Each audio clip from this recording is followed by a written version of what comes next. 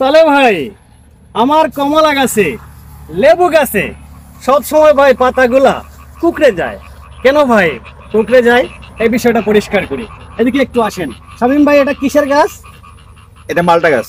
মালটা গাছ না, এটা দেখি মালটা মিক্স করছে, এটা জাম্বুরার গাছ, এটা জাম্বুরার গাছ।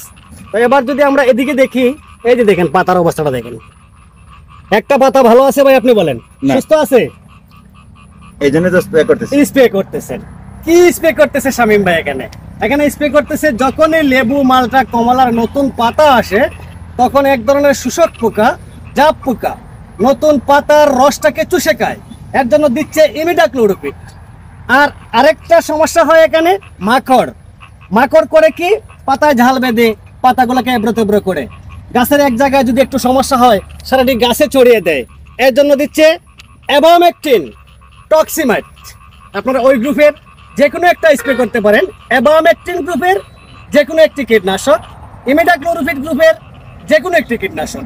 পরন্ত বিকেল বেলায় যদি আপনার কমলা জাম্বুরা মালটা গাছে এইভাবে পাতাটাকে ভিজিয়ে স্প্রে করে দেন, গাছের পাতাগুলো সবসময় সতেজ থাকবে, ভালো থাকবে। আল্লাহ হাফেজ।